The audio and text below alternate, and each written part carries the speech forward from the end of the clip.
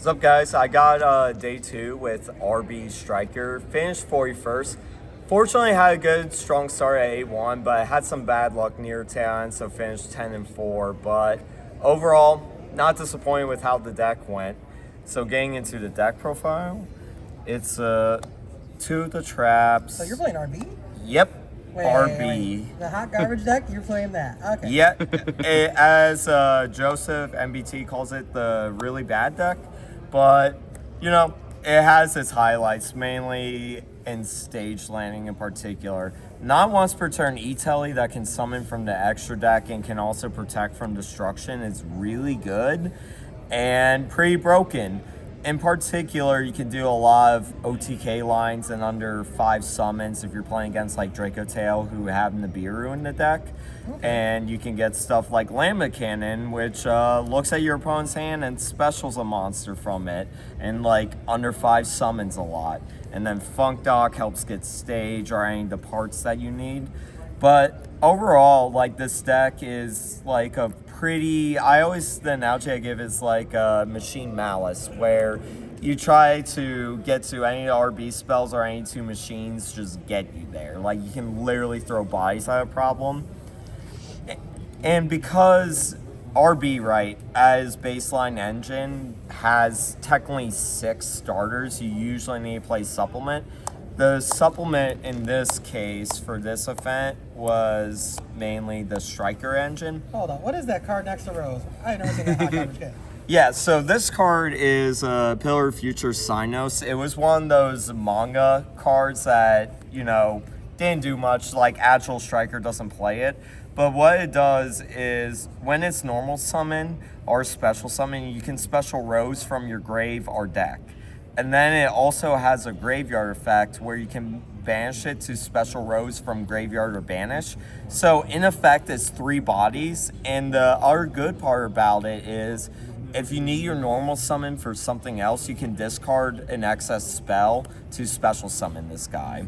So that's pretty good. Yep. Yeah, solid. Yep, and so because since it's always treated as a Sky Striker card, it's like more engaged targets. So I've had a few games come up where you just bait out a lot of boards with the RB cards, set 3 spells engrave, and then you just go engage drones, get engaged, get Synos, and then you're just so far ahead at that point. So what gave you the idea to supplement the RB with the Sky Striker engine? So in particular, with all the different RB variants out there, like, you have the Mecha Fan Beast build, which topped a few regionals actually. You have the Orcus build, which I previously used to get day 2 at Anaheim.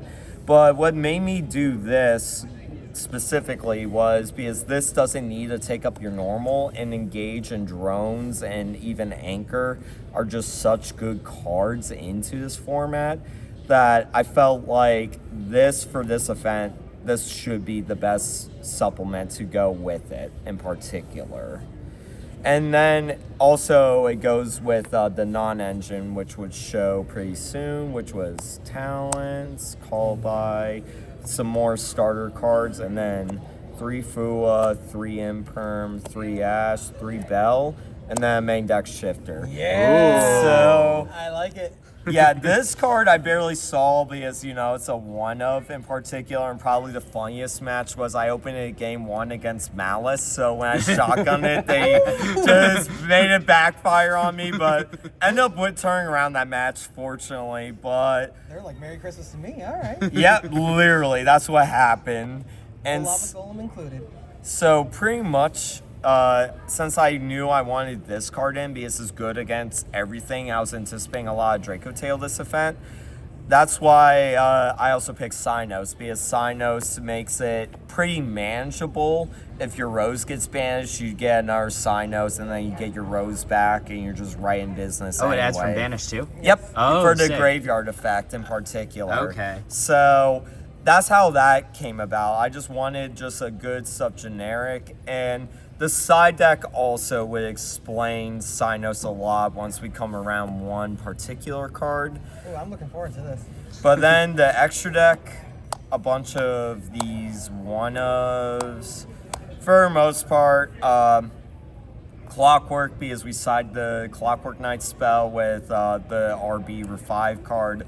Barricade, because it goes with the Clockwork Knight combo, where you can grab Regulus by pitching off Clockwork Knight, pitching a card, getting Regulus, and so if Clockwork isn't good against the matchup, you get another Omni Negate on your end board. And then for the RBs, 3-3-2, pretty standard for the most part when it comes to the extra deck ratios, when it comes to the RB engine. Now going to the side, 3 Pankratops, 3 Denko Sekka. Denko Sekka? Time out, what? Yeah, so these cards, this card was by far the MVP of the whole tournament. I'll let you finish, but I need to know why you're playing this Denko Zenka. So the big thing is, because the supplement engines don't need the normal, you can use your normal as a breaker. And the big thing I wanted was I didn't want any of my breakers to lose to like a Draco Tail Flame or lose to a Mitsurugi Trap. So I wanted to get as much value, and this card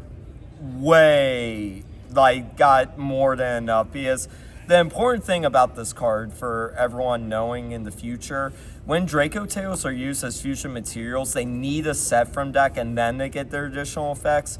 When you have Denko up, they can't do that. So pretty much if they open 5 mana names, you don't care, because they can only go like Arthalion effect, because they can't use any of the effects of the fusion materials.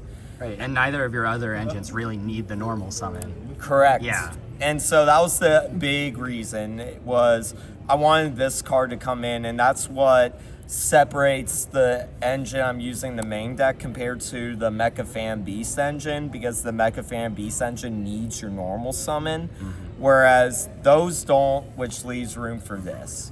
And then Pankratops, pretty fairly standard for the most part. The card was like picking up in popularity. Going first side cards, these 3. Yeah, you're just talking about those. Yeah, pretty much grab this, make Clockwork, grab this. If this isn't good against a matchup, like you're not playing against Yummy, like you're playing against Draco Tail, summon Barricade, get Regulus, use the Barricade to make Shepherd and or Brute, and then Barricade grabs this back from grave to help secure a crackback.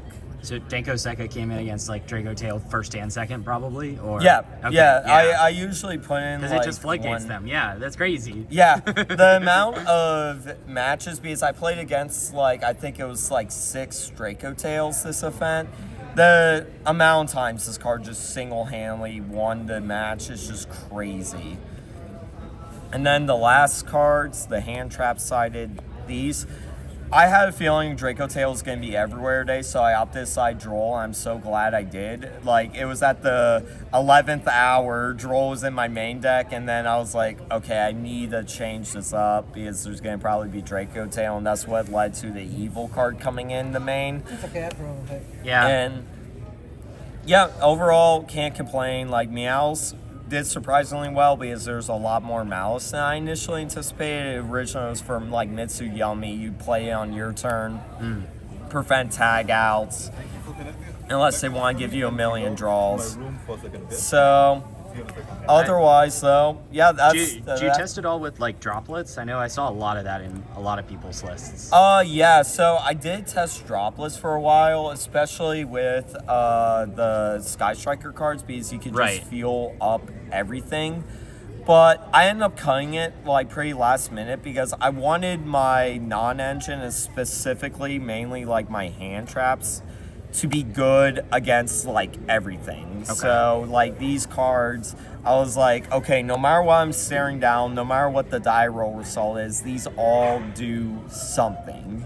And that's what I really wanted out of my main deck, at least. Whereas Droplet, a lot of people were building layered boards, and some were including the Mitsurugi Trap main deck. So unless you hard open a trap, Droplet loses to it, or they go prayers, pop, Yummy, quick play, revive. The board I felt was way too layered for Droplets specifically. Whereas with all of these, especially these hand traps, they are at least guaranteed value in one way or another. Makes sense. Very cool stuff. Very cool stuff. All right. Any shoutouts?